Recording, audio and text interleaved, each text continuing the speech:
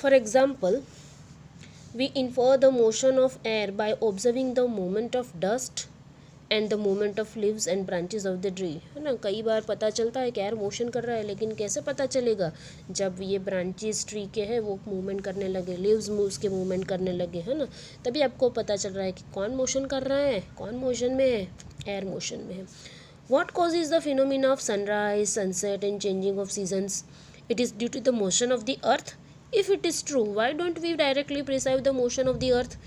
अगर ये सभी कुछ चीज़ें हो रही है तो क्यों अर्थ की मोशन को आप डिराइव नहीं कर सकते, समझ नहीं सकते? आप तो अर्थ पे ही रहते हो ना। एक इज़ बड़ी सिंपल बात है, आप अर्थ पे हो, मैंने बोला कि अर्थ सन के अराउंड क्या कर रही है, मोशन कर रही है, लेकिन आपको क्या अर्थ पे रहते हुए ये फील हो रहा है कि आप मोशन में हो?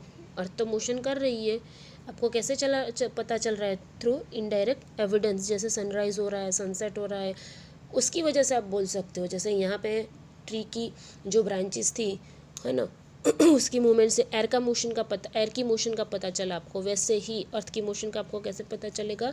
थ्रू इनडायरेक्ट एविडेंस, जैसे सनराइज है, सनसेट है और सीजन्स चेंजेस हो रही है।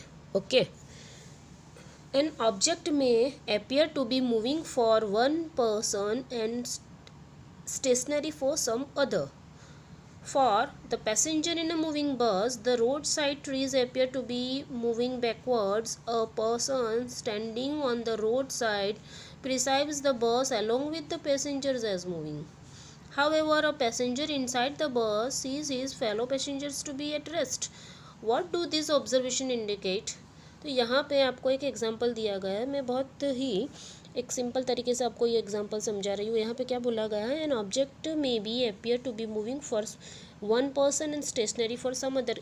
कोई एक चीज़ एक पर्सन को मूव कर रही दिख रही है, वही चीज़ दूसरे पर्सन को क्या एट रेस्ट पे है, मतलब वो चेंज नहीं कर रही है अपनी पोजीशन, ऐसा दिख रहा है।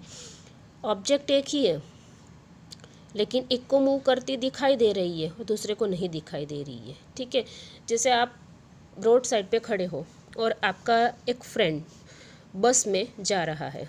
ओके, आप उसको रोड साइड से देखोगे तो आपको क्या लगेगा? Your friend is moving, is doing a motion, क्योंकि वो बस में जा रहा है। ओके, लेकिन अगर आपका फ्रेंड बस में उसके साथ जितने भी फेलो पैसेंजर्स हैं उसको देखेगा, या उसके साथ जितनी भी नॉन लिविंग थिंग्स है, जैसे उसके साथ कुछ लगेज है, बैग, कुछ भी है, तो वो उसको देखेगा आपका फ्रेंड, तो उसको क्या फील होगा? They all are at rest, है ना। तो आपको आपका फ्रेंड मूव करता दिखाई दे रहा है, मोशन में ऐसा दिखाई दे रहा है, लेकिन आपके फ्रेंड के पास जितने भी पैसेंजर्स है, उसके साथ जितने भी पैसेंजर्स है, जितनी भी चीज़ें है, वो क्या दिखाई दे रही है? रेस्ट पे दिखाई दे रही है। क्यों ऐसा हो रहा है? Because of frame of reference. This is new words for you. Frame of reference अभी आपको पढ़ना नहीं है, लेकिन फ्रेम ऑफ रेफरेंस मतलब आपने कहाँ से मोशन का ऑब्जर्वेशन किया। जैसे आपके फ्रेंड जो बस में है उसके लिए फ्रेम ऑफ रेफरेंस उसकी बस है, और आपके लिए आप जो रोड साइड पे खड़े हो वो आपका फ्रेम ऑफ रेफरेंस है, मतलब आपने वहाँ से ऑब्जर्वेशन किया है, उसीलिए आपको वो मोशन में दिख रहा है। समझ में आ रहा है? Are you getting my point? So frame of reference is very important, कहाँ से आप ऑब्जर्व कर रहे हो। ठीक है, most motions are complex. Some objects may move in a straight line, other may take a circular path, some may rotate and few others may vibrate. See, so many types are motions, straight line motion, circular motion, rotationary, vibrationary. Here in standard 9 you have to study only two motion. Which one? First one is straight line motion and other one is circular motion.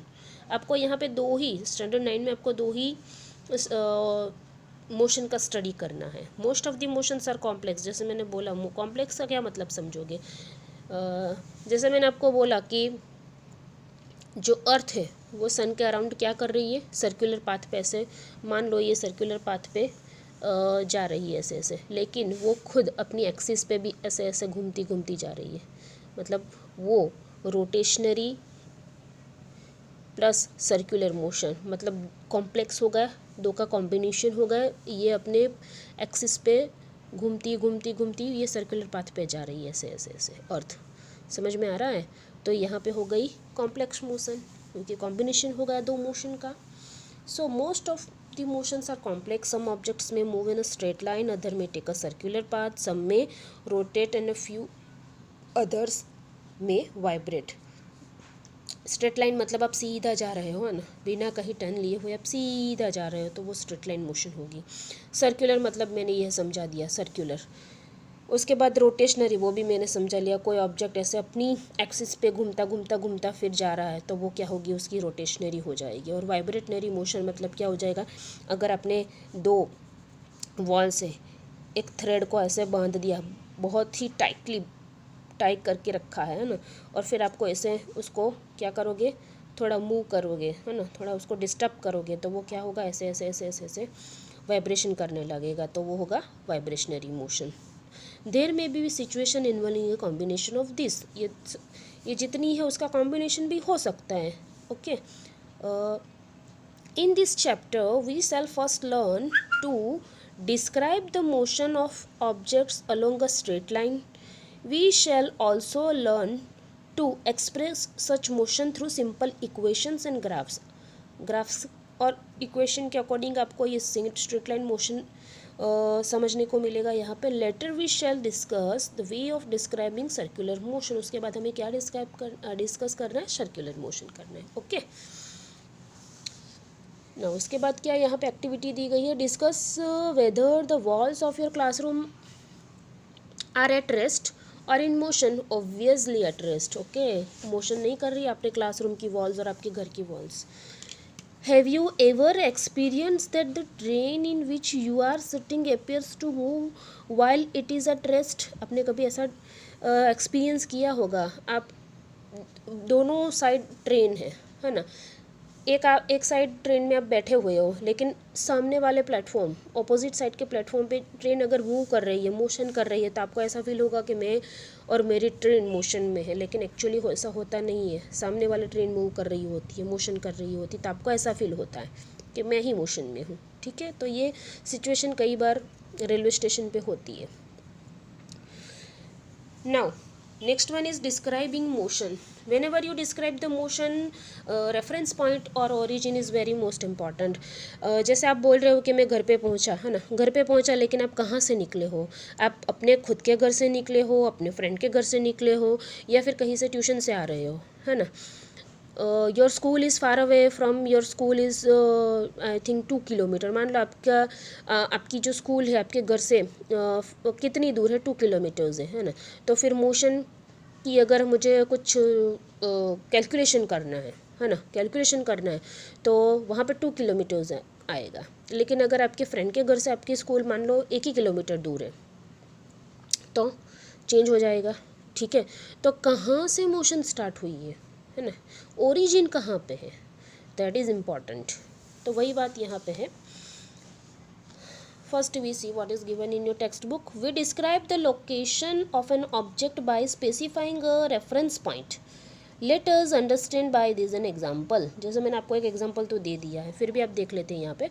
Let us assume that a school in a village is 2 kilometer north of the railway station. देखो, school 2 kilometre दूरी पे है railway station से. ठीक है, we north of the railway station, north से 2 kilometre दूर है. We have specified the position of the school with respect to railway station. आपने एक पोजीशन डिसाइड कर ली है कि क्या है, स्कूल कितने किलोमीटर दूर है विलेज की, नॉर्थ साइड से रेलवे स्टेशन की 2 किलोमीटर्स, तो आपने एक स्पेसिफाई कर लिया. In this example the railway station is the reference point. क्या है, रेफरेंस पॉइंट है. जैसे मैंने आपको एग्जांपल दिया कि अगर आप घर से स्कूल निकले हो तो घर आपका रेफरेंस पॉइंट है, अगर फ्रेंड के घर से निकले हो तो वो रेफरेंस पॉइंट है. We could have also chosen other reference point according to our conveniency. आप कोई भी ले सकते हो, आपको कहाँ से चाहिए मोशन का calculation. Therefore, to describe the position of an object, we need to specify a reference point called the origin. क्या बोलेंगे आप उसको? origin बोलेंगे. Okay. So if you want to calculate, you have to understand about the motion, which things are very most important. First, its definition, types of motion, and third one is origin. So here we complete our introduction part and also this topic number 8.1. Later on we discuss 8.1.1 motion along a straight line. If you have any query, please ask. Okay, don't feel bad. आपको ये नहीं होना चाहिए कि अगर मैं ऐसा question पूछूंगा तो टीचर को कैसा लगेगा. बट बिफोर दैट, आप क्वेश्चन पूछने से पहले आपको एक ये वीडियो जो भी है वो पूरा देखना है. आप कई बार क्या चिल्ड्रंस क्या आप करते हो कि वीडियो ही नहीं देखते, उसके बाद टीचर ये कैसे लिखना है, ये कैसे करना है, यहाँ पे क्या आएगा. नो, ऐसा नहीं चलेगा. आपको वीडियो तो एक बार देखना ही पड़ेगा. जितनी भी बातें हैं, जितने भी आपको इंट्रोडक्शन देने होते हैं या फिर कुछ भी लिखना होता है वो हम वीडियो में बोल देते हैं, तो आपको वीडियो तो देखना ही पड़ेगा. ठीक है. तो अगर क्वेश्चन है तो please ask. Okay, thank you.